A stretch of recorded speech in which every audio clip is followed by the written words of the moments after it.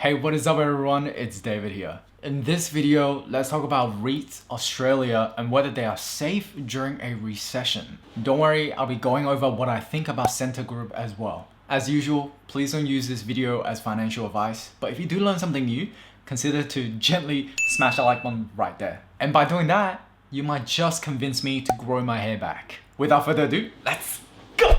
Okay, if you're new to REITs are just investment trusts that invest in real estate. And the whole appeal of investing in REITs, especially in Australia, is that they are really easy to understand and they provide a relatively stable income stream compared to other businesses. I actually created a full video on how REITs work, the pros and cons of REIT investing in Australia, and for anyone who's interested in generating passive income via REITs, I'll leave a link to the video in the description box below. Now let me paint the backdrop for you on REITs, and then I'll answer whether REITs are safe during a recession, and then we'll talk about Scentre Group. I have also left all the timestamps in the description box below as well, so feel free to jump to a section, whichever that interests you the most. During the stock market crash from February to April of 2020, REITs within the ASX 200 is one of the worst hit sectors. Because of the pandemic, all of a sudden, majority of us started to work from home and international travel stopped, which had a negative flow-on effect on retail and also office properties. Now, the negative impact, especially on retail REITs, are bandaged by the Tenancy Code of Conduct from the government.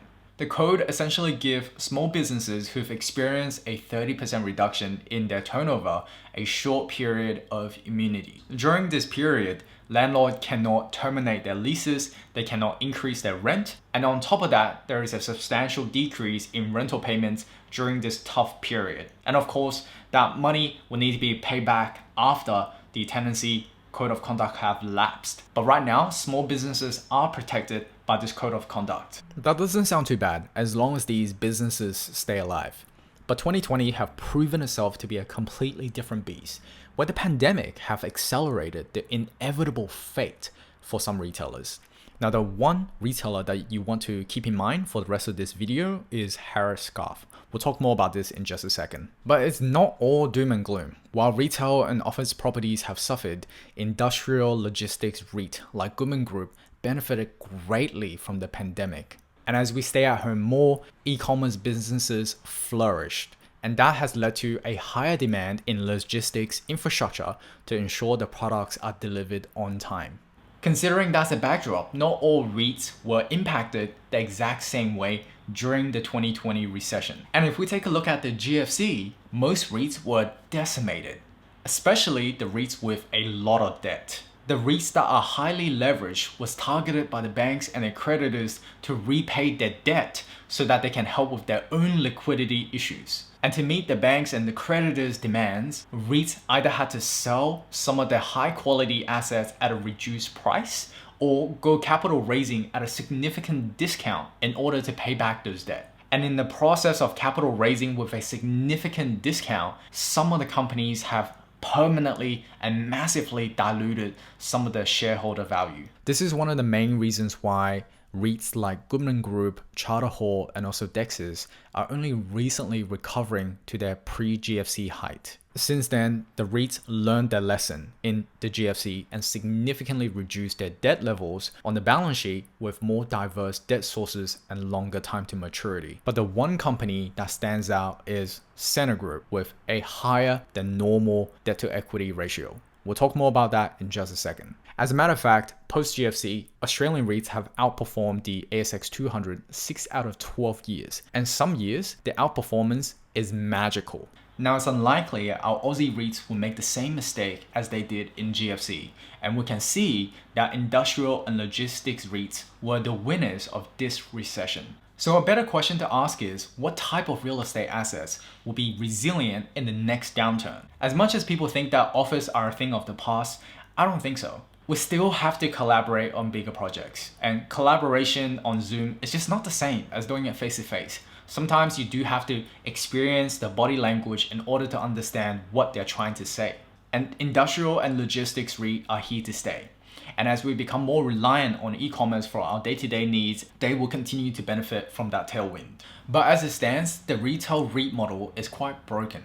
Rents are incredibly expensive, and together with staff members, margins become pretty thin for a physical store. And why pay so much in rent when you can make a lot more money online with less staff members, not to mention you can use that rent money towards online marketing budgets. That doesn't mean that shopping centers are done. It just means that the bargaining power is slowly shifting from the landlords to the tenants. For shopping center operators, they need to give retailers a really good reason to pay rent. Or better yet, reimagine the utility of shopping centers in our lives for the future.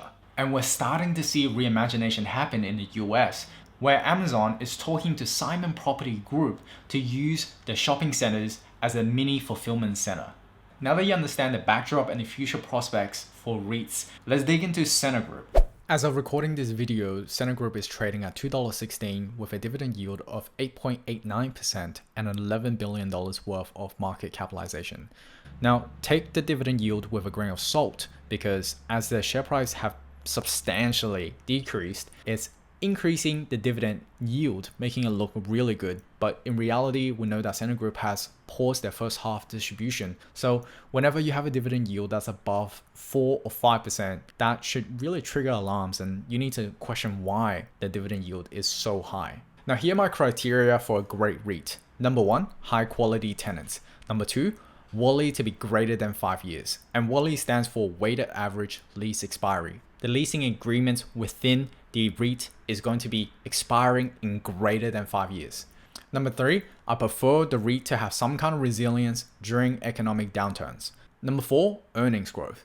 The REIT needs to be growing its earnings because at the end of the day, if the REIT isn't growing the earnings, how are they meant to keep up with paying you dividends? And number 5, the debt to equity ratio needs to be less than 0.6.